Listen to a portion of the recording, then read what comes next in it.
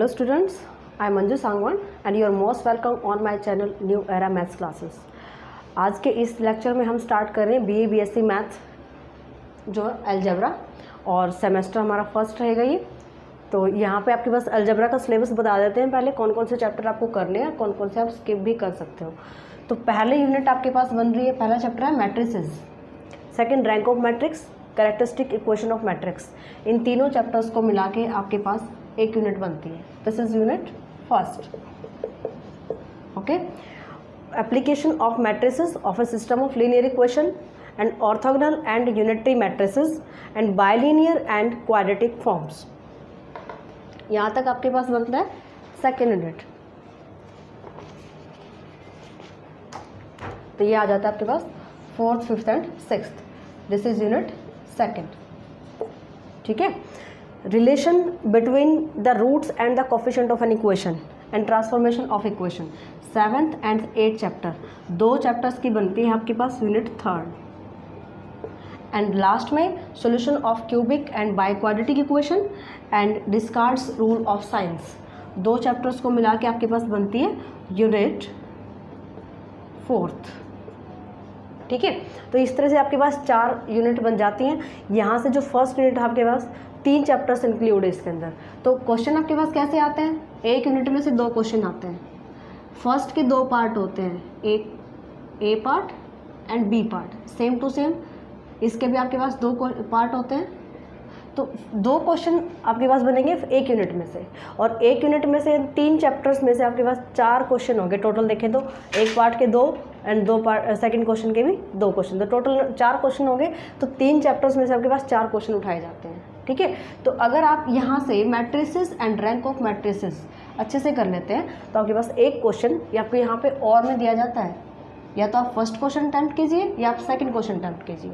ठीक है, तो यहाँ पे ये दो चैप्टर अगर आप अच्छे से कर लेते हो तो आपका एक पार्ट कंप्लीट हो जाता है। या तो इसमें क्या होता है, फर्स्ट क्वेश्चन करो, फर्स्ट के दोनों पार्ट करो, या फिर सेकंड क्वेश्चन के दोनों पार्ट करो। ऐसा नहीं है कि एक पार्ट आप फर्स्ट का कर देते हो, एक सेकंड का कर देते हो। ठीक है, तो यहाँ से आपको एक क्वेश्चन हो जाएगा अगर आप दो चैप्टर अच्छे से कर लेते हो। आप थर्ड को स्किप कर सकते हो। नेक्स्ट यूनिट में तीन चैप्टर इंक्लूड है, यहाँ से भी आप दो चैप्टर कर सकते हो, chapter fourth and chapter fifth. यहाँ से भी same to same third question and fourth question, दो क्वेश्चन के दो दो पार्ट बनेंगे। तो दो क्वेश्चन में से आपका क्वेश्चन आराम से अटैम्प्ट हो जाता है। यूनिट थर्ड में से सेवन्थ एंड एट्थ में से आप सेवन अच्छे से कर लीजिए, आप एट्थ को स्किप कर सकते हैं।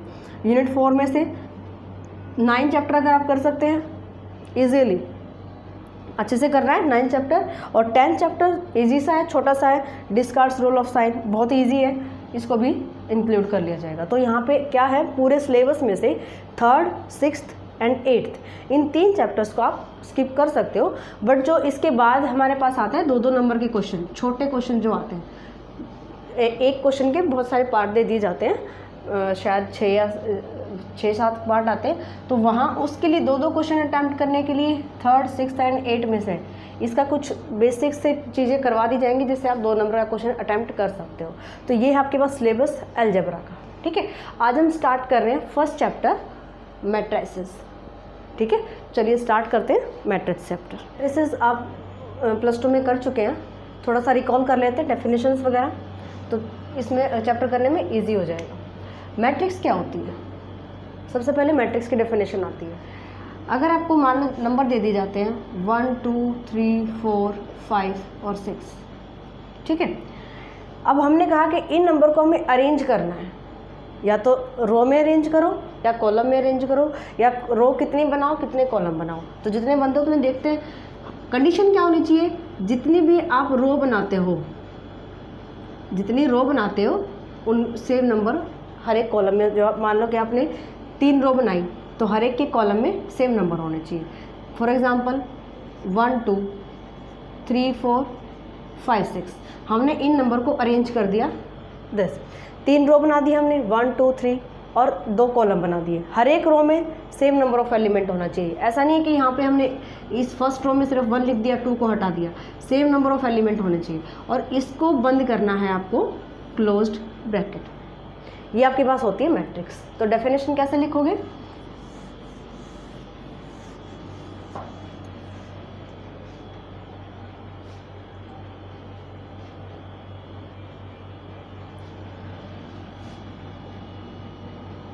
a set of m into n numbers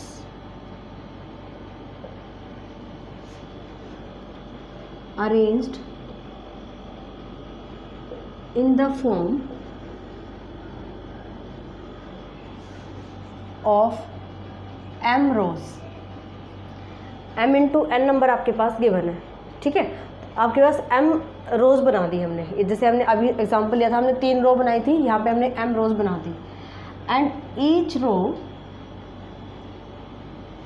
consisting same number of element,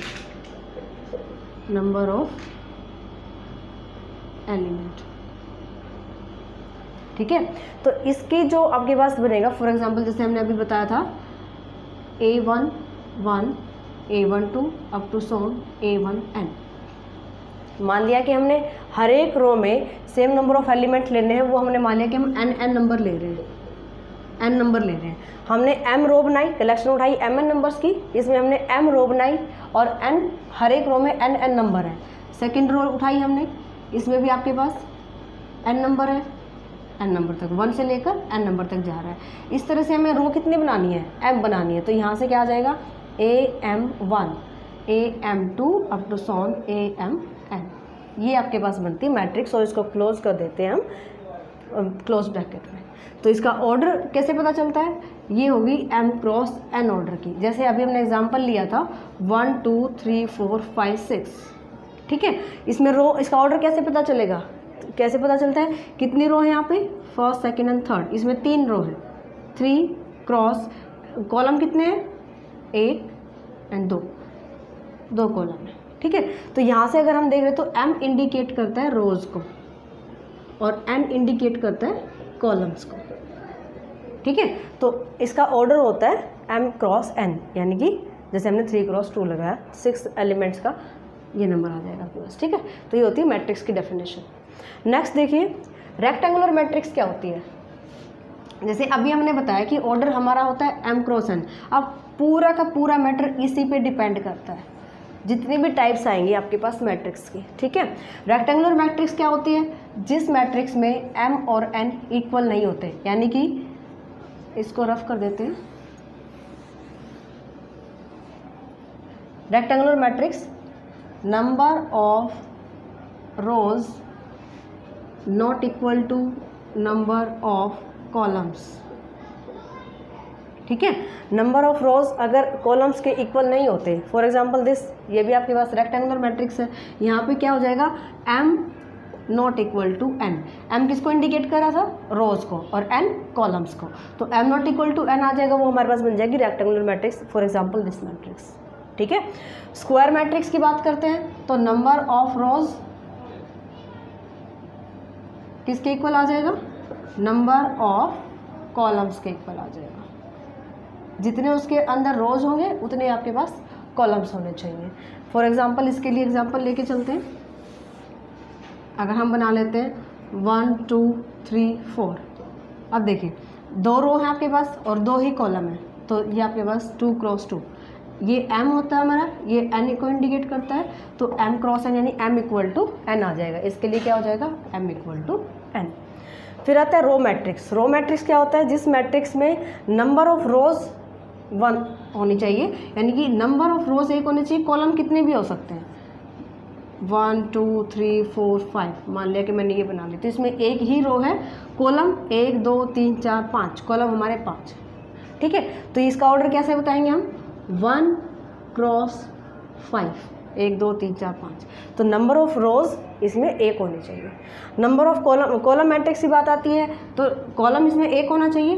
तो जैसे इसी की बना ले हम 1 2 3 4 5, ये बन जाएगा। तो ये आ जाएगा आपके पास। रो कितनी बन रही है, 1 2 3 4 5, 5 रो होगी और कॉलम 1 हो गया, तो ये आ जाएगा 5 क्रॉस 1 की, ये आ जाएगा आपके पास कॉलम मैट्रिक्स, ठीक है। स्क्वायर मैट्रिक्स आगे सब में जाके यूज़ होनी है, स्क्वायर मैट्रिक्स को अच्छे से ध्यान रखना है आपको। नेक्स्ट डेफिनेशन आपके पास आती है डायगोनल मैट्रिक्स। डायगोनल मैट्रिक्स क्या होती है, ए स्क्वायर मैट्रिक्स। सबसे पहले तो स्क्वायर मैट्रिक्स होनी चाहिए। A square matrix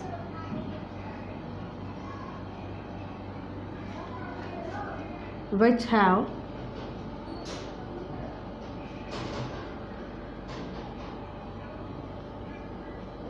non-diagonal elements are 0। ठीक है, तो ये कॉलम मैट्रिक्स हो जाती है। यानी कॉलम मैट्रिक्स में आपके पास क्या मिलेगा, जो नॉन डायगोनल एलिमेंट होते हैं वो सारे के सारे 0 हो जाते हैं। जैसे कि एग्जांपल लेके चलते हैं इसका इसका एग्जांपल उठाएंगे 1 0 0 0 2 0 0 0 5। ये मैट्रिक्स हमारी है 3x3 की। हमने कहा कि डायगोनल कब बनेगी, सबसे पहले तो स्क्वायर होने चाहिए, यानी कि दोनों इक्वल होने चाहिए m और n, number of rose and number of columns. फिर हमने कहा कि जो नॉन डायगोनल एलिमेंट्स हैं, नॉन डायगोनल हमारा ये होता है प्रिंसिपल डायगोनल, दिस इज ये हमारा डायगोनल होता है। ठीक है, तो इसके अबव एंड अपर वाले जो एलिमेंट है वो हमारे 0 होने चाहिए, तो इस मैट्रिक्स को बोलेंगे हम डायगोनल मैट्रिक्स। ठीक है, स्केलर मैट्रिक्स क्या होती है, अगर स्क्वायर मैट्रिक्स में इसकी जगह पे आप लिखोगे सीधा ही डायगोनल बना लो, ए डायगोनल मैट्रिक्स,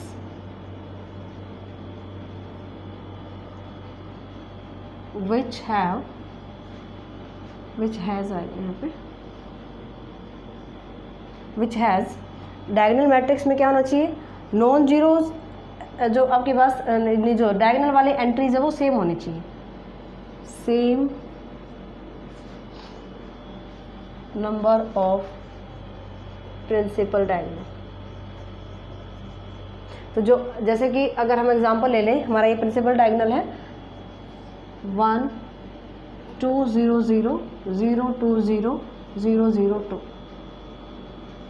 हमने क्या लिखा है यहाँ पे, ए डायगोनल मैट्रिक्स। तो डायगोनल मैट्रिक्स आ गई तो सीधी सी बात है कि डायगोनल मैट्रिक्स है तो ये वाले नंबर एंट्री जो 0 होंगी, और जो हमारा प्रिंसिपल डायगोनल है इसके जो नंबर हैं वो सेम होने चाहिए, वो बन जाती है आपके पास स्केलर मैट्रिक्स।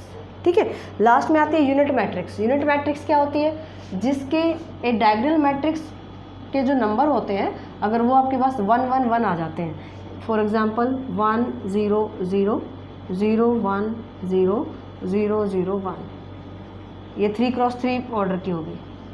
अगर मान लो आपको 2x2 की दिखानी है 0 0 1, ये आपके पास 2x2 की हो जाएगी। तो यूनिट मैट्रिक्स में क्या होता है कि स्केलर मैट्रिक्स होने चाहिए। ठीक है, स्केलर का मतलब डायगोनल भी हो जाएगी, स्केलर का मतलब दोनों सेम होंगे, और जो आपके पास ये एंट्रीज हैं डायगोनल इसकी डायगोनल की जो एंट्रीज है दिस इज एंड दिस, ये 1 1 होना चाहिए। तो ये होता है यूनिट मैट्रिक्स। ट्रायंगुलर मैट्रिक्स क्या होती है, a square matrix is said to be, square matrix हम ए ले लेते हैं, और ए मैट्रिक्स को किससे रिप्रेजेंट करते हो, ए आई जे। ए आई जे मतलब आई होता है रो, जे होता है कॉलम के लिए। Square matrix A matrix square matrix होनी चाहिए, is said to be triangular matrix if first either every element above the principal diagonal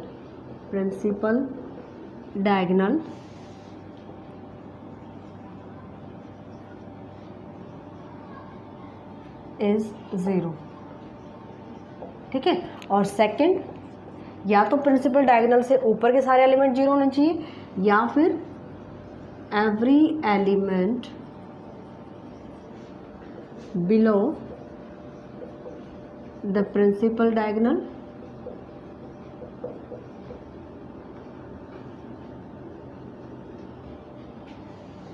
is 0। ठीक है, फॉर एग्जाम्पल देखिए कैसे बनाते हैं, 1 2 4 ये हमारा प्रिंसिपल डायगोनल होता है। ठीक है, 0 0 0 3 6 7 हमने ये मैट्रिक्स बनानी 3x3 की, ये हमारा प्रिंसिपल डायगोनल है। इसके ऊपर के सारे एलिमेंट 0 हो, या तो फर्स्ट कंडीशन कि अबव द प्रिंसिपल डायगोनल सारे एलिमेंट 0 होने चाहिए, या फिर इसको आप ऐसे भी बना सकते हो 1 2 4 3 5 6 0 0 0, या फिर प्रिंसिपल डायगोनल से नीचे के एलिमेंट 0 आने चाहिए, तो वो बन जाती है हमारी ट्रायंगुलर मैट्रिक्स। ये इस टाइप से ट्रायंगुलर टाइप हो जाती है ना, तो ये बन जाती है ट्रायंगुलर मैट्रिक्स। ठीक है, नेक्स्ट देखिए अपर ट्रायंगुलर क्या होता है। Upper triangular matrix, upper triangular में क्या आ जाएगा, इसको याद रखने के लिए आप उल्टा याद रखो कि अपर ट्रायंगुलर में लोअर एलिमेंट 0 होते हैं। ये आपके पास है अपर ट्रायंगुलर मैट्रिक्स। ठीक है, और लोअर ट्रायंगुलर मैट्रिक्स में क्या होता है, जो प्रिंसिपल डायगोनल होता है आपके पास, इससे ऊपर वाले 0 होते हैं। अगर आपको याद ऐसे रखना है कि 0 के हिसाब से याद रखोगे कि 0 एलिमेंट कब बनेंगे अपर ट्रायंगुलर में, तो उल्टा हो जाएगा, प्रिंसिपल डायगोनल से नीचे के एलिमेंट 0 हो जाएंगे, और लोअर ट्रायंगुलर में प्रिंसिपल डायगोनल से ऊपर वाले सारे एलिमेंट 0 हो जाते हैं। नेक्स्ट कहता है सिंगुलर मैट्रिक्स क्या होता है।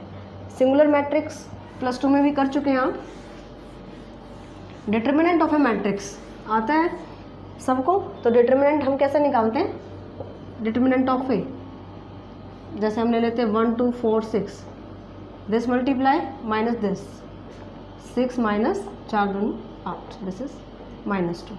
ठीक है, तो अगर सिंगुलर मैट्रिक्स क्या होता है, अगर determinant of A equal to 0 आ जाता है तो हमारी सिंगुलर मैट्रिक्स होती है। और नॉन सिंगुलर मैट्रिक्स क्या होती है, if determinant of A not equal to 0। जैसे कि एग्जांपल के लिए हमने ये लिया तो इसका नॉट इक्वल टू 0 आ रहा है आंसर, तो ये हमारी नॉन सिंगुलर मैट्रिक्स हो जाती है। ठीक है, कुछ मैट्रिक्स की डेफिनेशंस हैं। आज के लेक्चर में इतना ही करते हैं हम। आगे के लेक्चर में इससे आगे की सारी थ्योरम्स को कवर करेंगे जो आपके पास मैट्रिक्स की थ्योरम्स गिवन है। चलिए, तब तक इनको आप अच्छे से याद कीजिए, प्रैक्टिस कीजिए, and thank you for watching my video.